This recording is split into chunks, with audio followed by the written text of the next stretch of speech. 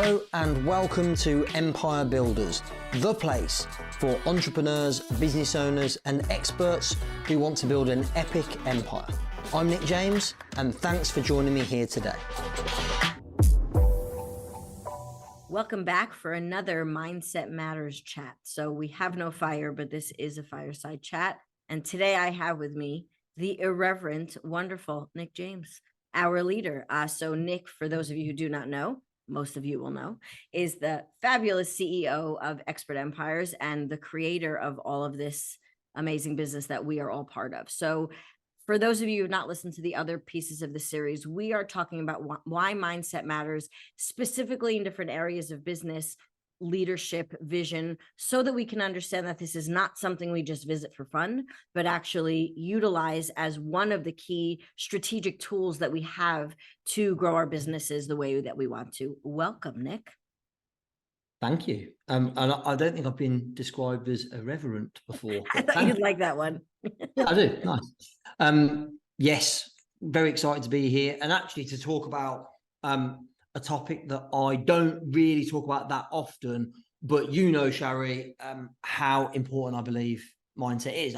I genuinely don't think there's anything more important as a business owner, as an entrepreneur, as a CEO than your mindset, your thoughts, how you make decisions. Obviously, I agree with what you agree with.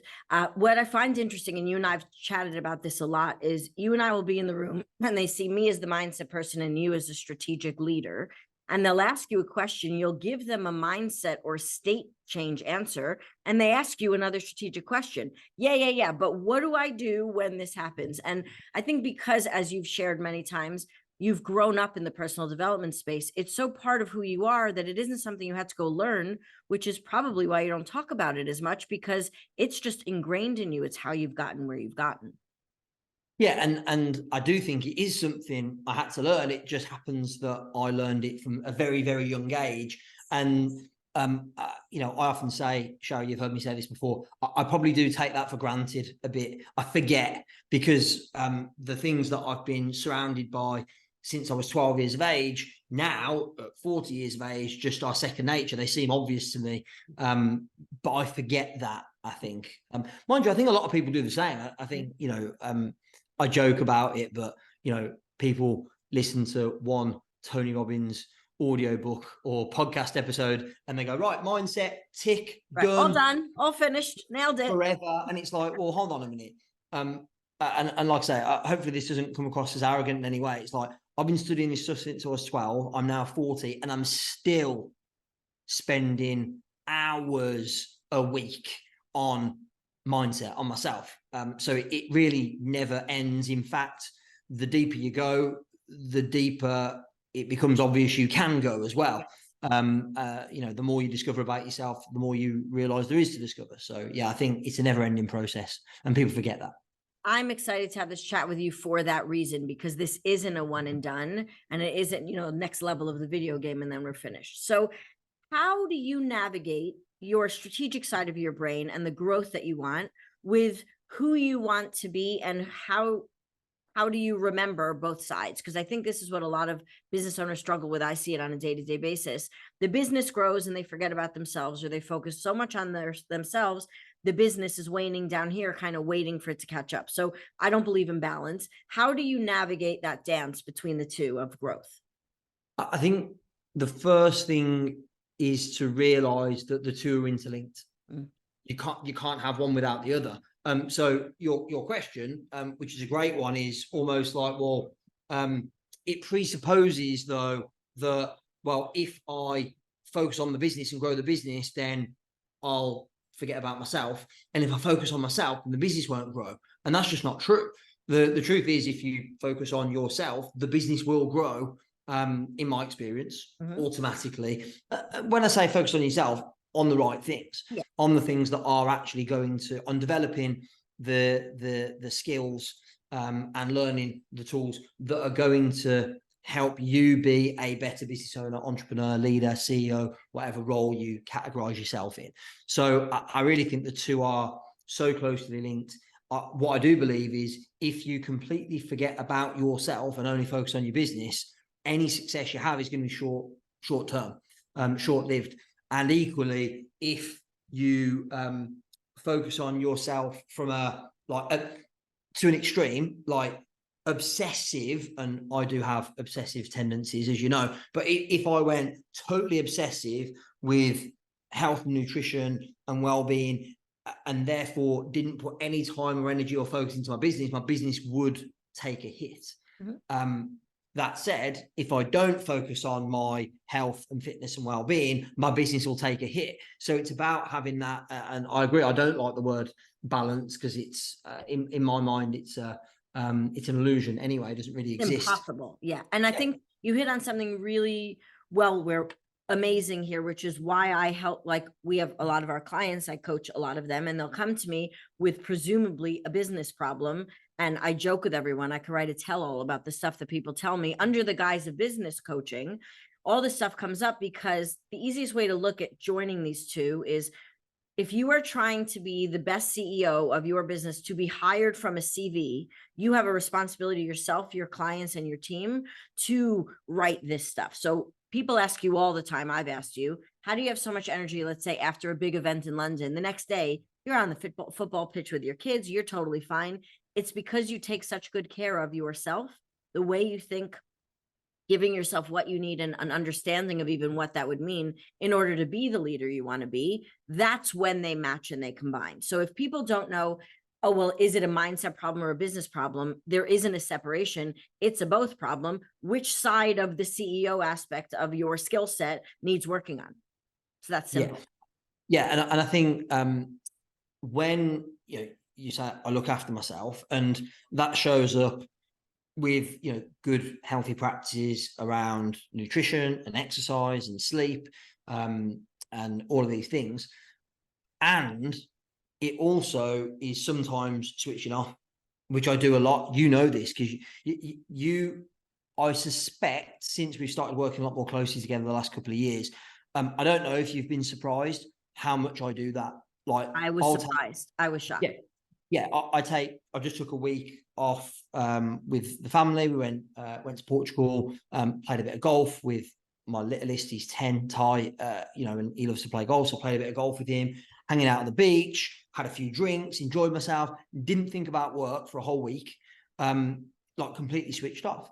And for years, I would not do that out of two things. One, fear that if I did that, then the business would suffer in that kind of week or so. And secondly, guilt that if I do that, and we've got a relatively significant team now, it's 26 people. Like, when I'm doing that, then and everyone's back in the office working, I was feeling really guilty about that. And it took quite a long time for me to realize that by not switching off, I'm doing myself and the team and the business a disservice. So that when I come back after, a week plus, switched off completely, not focusing on business or on work, like today I came back, and of course, Shari, you were there, and we ran a company-wide meeting, and I was able to deliver that meeting, I think, probably in much better energy and from a better place than I would have been if I'd not just taken a week out. If I'd have come off the back of a couple of months of constant delivery and being switched on for like a couple of months straight, there's no way in the world I would have done as good a job delivering it as I did, because I'd just had a week. And whenever I come back from time away, I'm always on fire. And so I think that's how the business, our clients, our team get the best of me, is when I'm fresh. Yeah. But they can't get the best of me when I'm not fresh. And by the way, I even though I can look after myself, eat well, train, sleep well, hydrate, you're still not getting the best of me if I've been doing that. Like, if I've been in the routine for 3, 4, 5 weeks without any break, like, you're not getting the best of me, even if I'm super healthy and well. You're just not, because physically I might be in a good place, but mentally and emotionally I'm empty. And so I think for me that I always talk about the importance of being selfish in a healthy way. I think I do that really well. Yeah. And I'm smirking here for those of you who can't see, because I coach our 6, 7, and some of the 8-figure clients. And this is a conversation I have so often. And I'm going to use the word ego, not from an egotistical place, but we think we're much more important for our businesses than we actually are. There are a lot of people who can do our jobs better. And as we build a team, do our jobs better. And we think we're that important to be there, where most times with most of our clients, the more they get out of the way, the better the business does. And the more space they have to be creative, to get back in the seat. And there's a real dance with this ego thing, because what I teach is what it takes to get from where you were to where you are most of the time the opposite qualities to get from where you are to where you want to go. Like when you started this a bunch of years ago and you were doing copy for people, I have no doubt your hours were crazy. You would do anything for anyone. You know, you were on all the time because it required that. And if you did that now, we would have a broken business with a very annoying CEO. No offense. I love you, but that would be torture. Oh, it can be pretty annoying even now at the best of times. But yeah, we send you on holiday. Yeah. Well, you know what's interesting? At first, I was actually quite surprised when I'd like take time out and I came back and hey, things have actually gone pretty well in my absence. But I'm no longer surprised because it's happened so many times where, you know, I'll take time out and it also, you know, especially when you have got a team, it empowers the people in that team to step up, step forward, to take more responsibility, to shine, to demonstrate their value, to do the work, which we spoke about this morning, is most fun for them and also requires and demands the most skill and expertise. And so it's very difficult for anyone in your team to really do that when you're at the center of it all and holding on to control of everything.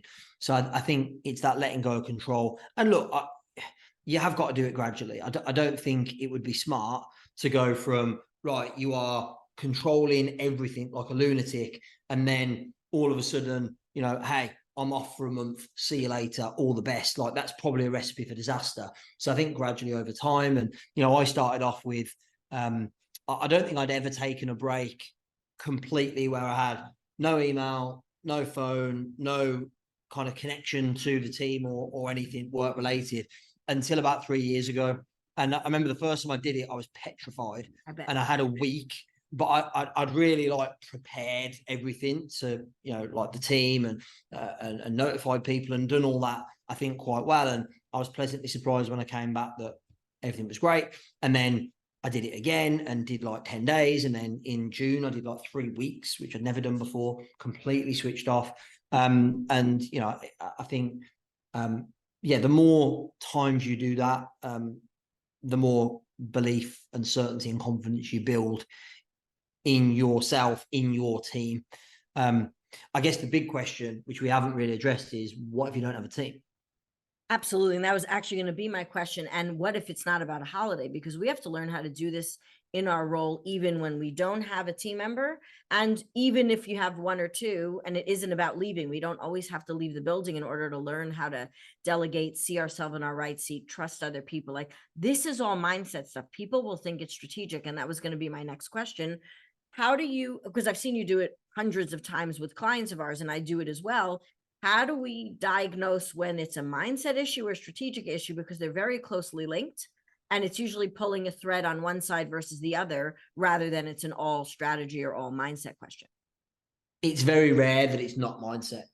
Agreed. Really, like so rare. Like, don't get me wrong, there's certainly times where it's a strategic decision that needs to be made. But normally what's holding somebody back from making that strategic decision is a belief, which might be based upon previous negative experience. It might be based upon a story you've been telling yourself or something you've seen somebody else do that didn't work out. It might be any or all of those things that prevents us from, most of the time, like we know what we should do. Yeah. We just don't necessarily do it because we may not even be able to see the strategic options clearly because of these mindset things. So we don't look at things as equal opportunities. It's just can't do this because of that, can't do that because of that, and then there are no options left. So then we have a problem. So when it comes to someone who doesn't have a team, who's trying to step into their own version of self-leadership, and I ran a training with you in the room a few weeks ago for our whole team a lot of them wouldn't class themselves as leaders, but whoever's listening here is looking for an avenue to find something in themselves that's different, whether it's their level of success, their income, their fulfillment, to be proud of their work. Look, I've had team members who I've broken because I wasn't up to this yet. So just because there may be physical people in the building doesn't mean that you got anywhere yet. This is a really big step to make from a mindset perspective. So how does someone do this before they have a team member or they're just starting to build a team? Yeah, I think let's talk about not having a team. And, you know, I've spoken about, you know, taking a week or 2 weeks or 3 weeks completely out of the business. Like, if you don't have a team, that's probably not practical. Yes.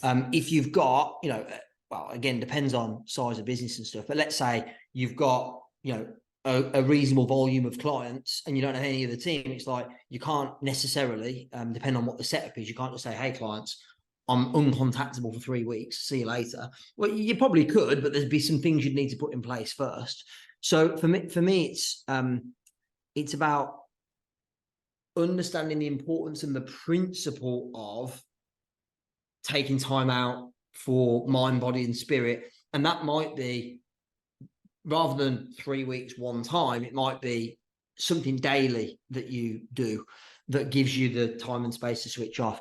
I think there's one client I'm thinking of in particular who does have a team, but literally never switches off. Complete chaos and high stress, like, therefore knock-on effects around health, family, all of these things, because the business has been the number one priority. And I'm like, look, right now you've got to start looking after yourself a lot better, so you can then be a better business owner, a better leader, better partner, parent, all of those things. You've got to put those things, you've got to give them the attention they deserve, even to the point where, like, sleep, like, if you're constantly stressed and worried about stuff, you're not going to sleep very well. So I think it's about all of these things together. And again, I mean, something as simple as, you're like, is it a strategic thing or is it a mindset thing? I'm like, if somebody's in overwhelm or confusion, or they feel like it's all chaotic in their business, I guarantee they're probably not sleeping very well. And if they're not sleeping very well, you're not going to be in the right place mentally to make good decisions, which can therefore resolve some of the chaos and the confusion and the overwhelm. So it's like a vicious circle. It's like an endless cycle that needs to be broken. And the only way that can be broken is by starting to do something different. And it always starts with you first. Amen. God, I couldn't have scripted this if I tried as good as it's coming out.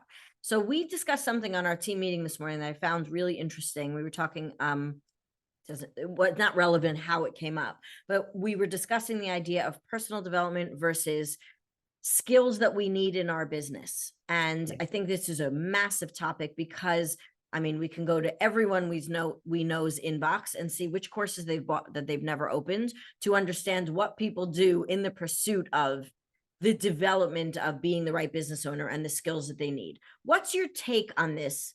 Attention to personal development, as well as bettering your tactical skills in business. Because listen, most of us don't have endless funds and time to be investing in this. How do we navigate choosing and prioritizing what we're ready for next? Yeah, honestly, 80-20. 80% mindset, 80% personal development, self-improvement, working on you, 20% tactical and practical skills. Because I'm not suggesting for a second, and you know, one of our companies is a sales training company, not suggesting for a second that it's not a good idea to learn how to sell better in business, or that it's not a good idea to learn how to write copy, or how to, you know, automate certain functions in your business. All of those are useful, but still, the success of your business is probably most closely linked to the quality of decisions that you make, and the quality of decisions you make only can come from the beliefs you have or don't have, the energy that you bring to the table every day. If you're in crappy energy, you're going to make crappy decisions. If you're making crappy decisions, you're going to take crappy actions. If you take crappy actions, you're not going to have a very good business. So you have to do all that first. And you know, as I always share, you know, I'm still, after 28 years of studying personal development obsessively, still, it's never done. You know, I'm listening to podcasts every day. I'll tell you something I do, which most people don't know about. So each day, on a normal day, you know, when I'm in my kind of routine, I'll have time in the car to and from the gym, to and from the office. And in that time, I talk about this a lot. You know, I'm consuming information, podcasts, audiobooks, that kind of thing when I'm traveling. But something I did it this morning. I don't do it every day, but I do it fairly often. Is I'll just be in complete silence. No information going in, no entertainment. You know, sometimes if I'm feeling like I just want to switch off completely, like often it'll be like I've just come off the back of a 3-day event, I'm on the way home, I'm listening I'm listening to talk sport on the radio. Like I just want something that I can just binge on, and it's not mentally or emotionally stimulating. It's just like almost like junk food, but for the brain. So I'll listen to talk sport, but quite regularly I'll just be in complete silence, because it gives me the space to think and to process. And you know, often people will talk about having their best ideas when they are in the shower or in other areas of the bathroom or whatever. Why? Because we've actually got nothing. There's no distraction. We're not thinking about anything. We're not watching TV or listening to an audiobook or a podcast, or we're not taking in information at that point. We're just kind of still and in peace. And so I think, you know, and when you're driving along, for me, the same thing. Like most of the time, I'm driving to the office. It's the same route every day. I'm not thinking. I'm unconsciously making the journey. And so having no distraction and just let myself think. And I did that this morning because I wanted to give myself a bit of prep time for the meeting that we ran this morning. I was doing some new content I've not delivered before to anybody, not clients or team or anyone. So I was like, right, I really wanted some time to like think and prep. And I definitely, having that space allowed me to show up and do the best job possible of delivering that to the team, because I'd spent 50, what does it take me? Well, at the moment, your construction. At the moment, you there's get a lot to your of office shorter than you can. Yeah. For those that don't know, if you've not been to our office, our office is amazing. You know, it's out in the countryside, just outside Birmingham. Lovely place, but they're doing a lot of roadworks at the moment. So my 12 to 15-minute journey is more like 25 minutes at the moment because of all the diversions. Extra thinking time. Exactly, extra thinking time, or more time for studying, learning, consuming information that's going to be helpful. So yeah, I think that stillness is, I never would have done that a few years ago. I probably only started doing that the last couple of years. And you know what? That comes with self-trust, to be able to know you need it, and B, something good will happen. And I think one of the big misnomers is the more information we stuff in our brain from a mindset perspective. I know that. I say this almost every start of my workshops. Just because you know a lot of what I'm going to teach doesn't mean you're doing it. So put down what you know, even for the day, and let's dive in, because the education and transformation are not automatically linked. If anything, so many of us in this space are so overly stuffed with information and not enough implementation or transformation or space that even if we've heard it 40 times, it hasn't gotten in because we haven't done any of it. Yeah. I think I would never have done that a couple of years ago. And the reason I started doing it, honestly, was just I got so busy, there was so much less space in my day. I was like, I have to create a space for stillness and for peace and for thinking time, because there just was no thinking time otherwise. I mean, literally, I know your diary's slammed with delivery of coaching with our clients and creating content, all the things that you do as head coach of Expert Empires. My diary is literally from the minute I walk into the office, normally about 9:30 each morning, till about 6 when I leave. There is no space. It is back to back to back to back to back to back. And so I have to be more creative with how I find space for thinking and processing. looking after my mind really more than anything. I'm loving this conversation.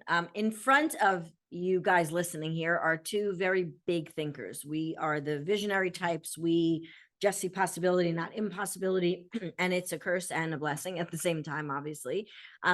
What I find with a lot of our clients and my clients for the past 9.5 years is, because we all move very quickly as entrepreneurs, as the thinkers, as the creator of new things, it's hard for us to slow down to catch up a team, an audience, clients to think like we do. And then we get caught in this mindset frustration of, if I could just show them what's in my head, they would then trust me. How have you, over the past bunch of years, and even when helping clients with this, navigate the speed of your brain and your vision with the reality of what planet Earth and regular people think like?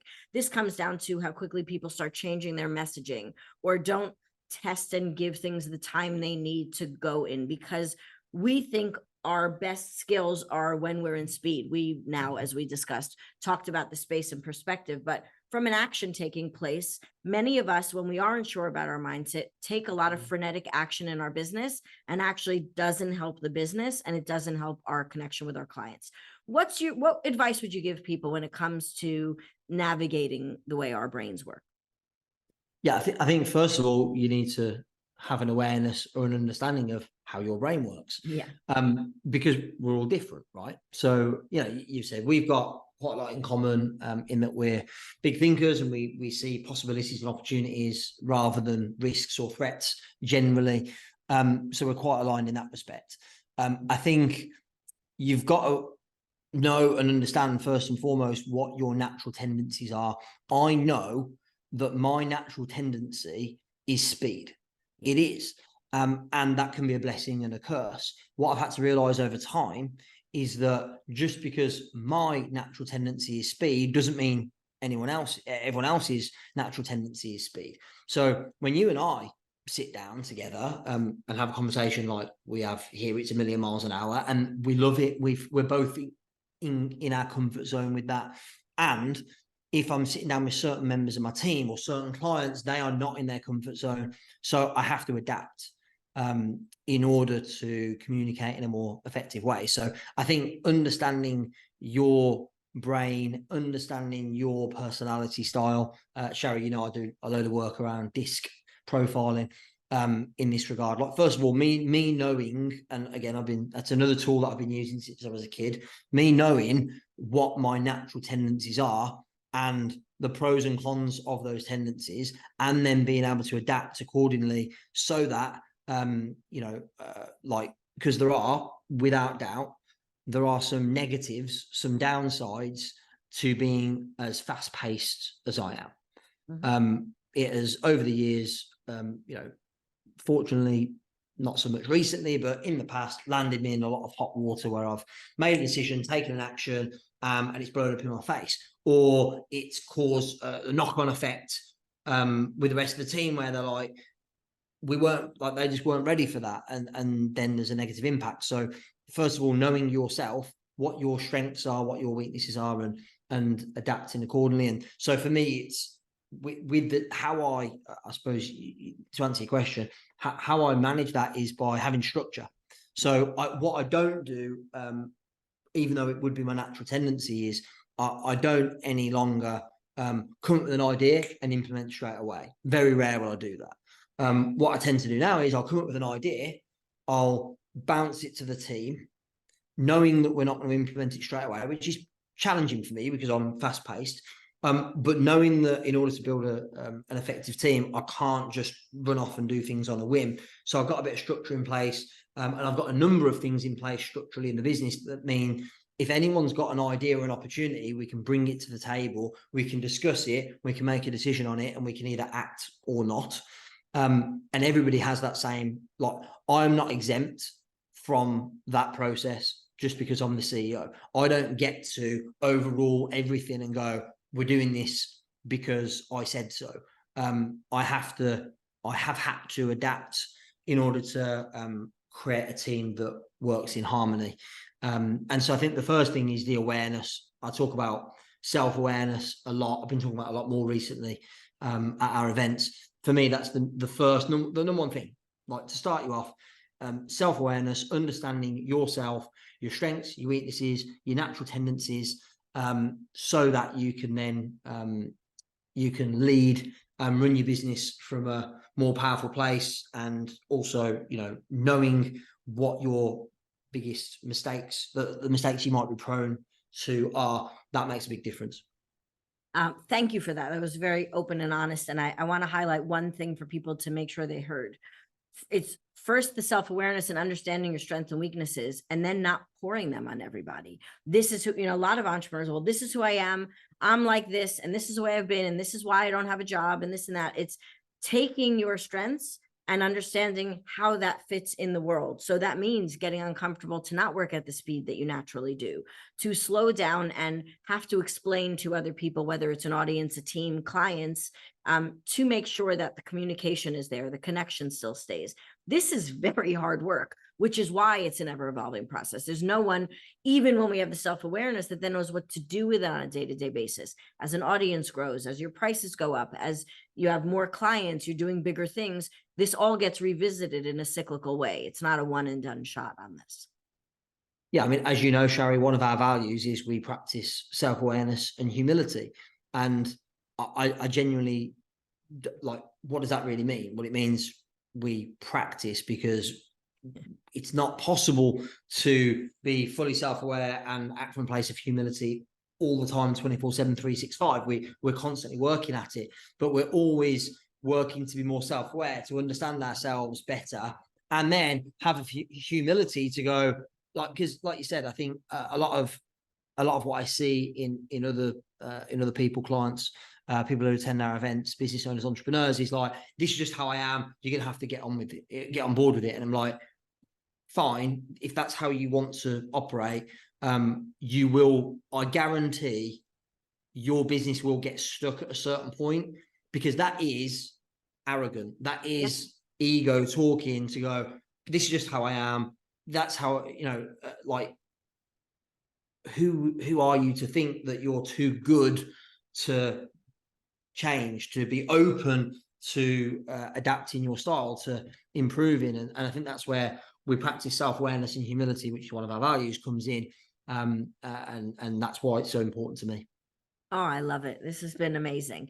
As our last closing thing, as you and I are obviously wanting to speak about the mindset of things we speak about in the room, but it's a really important thing to bring to the forefront. If you could give people, no matter what stage of business they're at, they're startups, they've been in it for a while, or they've got more stuff they need to clean up, to be honest, we know that from ProofWise.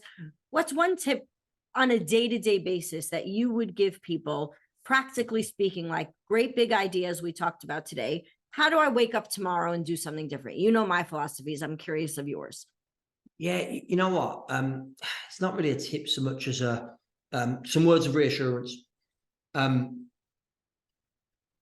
We all feel out of our depth. I feel out of my depth all the time.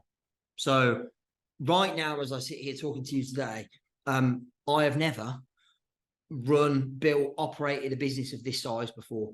And so constantly I feel out of my depth. I'm constantly going, like, at some point, somebody's going to realize that I'm winging it and I don't know what I'm doing. And I'm kind of just waiting for that day to, but you know what? Like, what I realized, the more experience I've had and the more time I've spent around other very successful entrepreneurs, business owners, you know, I've interviewed some amazing people at Expert Empires, of course. The more I've realized that, like, everyone's the same. Like, anyone in business, some of the top performing sports people in the world, like, all go, like, I'm not sure that I'm capable of this. I feel out of my depth, if they're being really honest. Now, a lot of times people go, no, I'm 100% confident in my ability. And by the way, I would say the same. I am 100% confident in my ability. But equally, and it sounds contradictory to what I've just said. They're very related. Yeah. Yeah, there's always that bit of me that goes like, you know, I feel a little bit out of my depth. I don't know what I don't know. I've not done this before. So I think there's that balance of having the uncertainty and a bit of fear and, you know, the unknown that's ahead, which it is. but equally going, and I'm going to trust myself that I'll work it out. And I think that's that it's the balance of those two things. It's having that fear, that uncertainty of the unknown, but also trusting your own, call it what you like, ability, intuition, gut instinct, that you'll work it out. And it's served me fairly well so far. I couldn't have placed that better. Last week, I taught our clients on our coaching day an entire day about trust, exactly that. Because in order to grow, you've got to have your roots and the ability to be flexible. And that only comes when your foundation is solid. Amazing. Thank you so much, Nick James. This has been fabulous. Well, thank you. We've got a lot of cool mindset stuff coming up. So we're bringing this forward because we know this is a conversation that people need to start having, even in their strategy and their sales and their marketing and all that stuff. Well, and like, let me just reiterate, I want to remind you of something, 80-20. Yeah. 80%. I know it's cliche, and I know, I'm a keen golfer. So, it's said that 80% of success on the golf course is psychology and only 20% is mechanics. It's the same in business. It's the same in any area that you want to excel in, I believe. Yet most people are investing a disproportionate amount of time, energy, money, resource in practical, tactical learning, and not on psychology, mindset, learning how to show up in the best energy and as the best versions of themselves. And so my recommendation would be, because most of the time I suspect it's the opposite, it would be 80% mechanics and tactics and 20% mindset and psychology, if that. So only when there's a problem, then they remember the psychology and the mindset. Yeah. My invitation would be to really ask yourself, how much time, energy, resource am I putting into my own personal development, self-improvement, understanding of my mindset, my psychology, and I would implore you to up the ante on that. And I think when you do that, everything else works twice, 3 times, 5 times, 10 times as well. So that would be my recommendation for what it's worth. Amen. It's worth a lot. We'll find out. Everyone's now going to go do it. We're going to have a whole new self-evolved, aware business owners out there getting the results that they want because they're taking care of what they need. Thank you so much for hanging out with me today. And you guys will all tune in to our next episode in this. We've got some good ones coming up. Take care. Thanks. Okay, that's it for today. Thank you so much for listening to Empire Builders. Please subscribe, leave us a review on Apple, on Spotify, on other platforms, and share the love, tell your friends. Remember, till next time, the more you connect, the more you collect.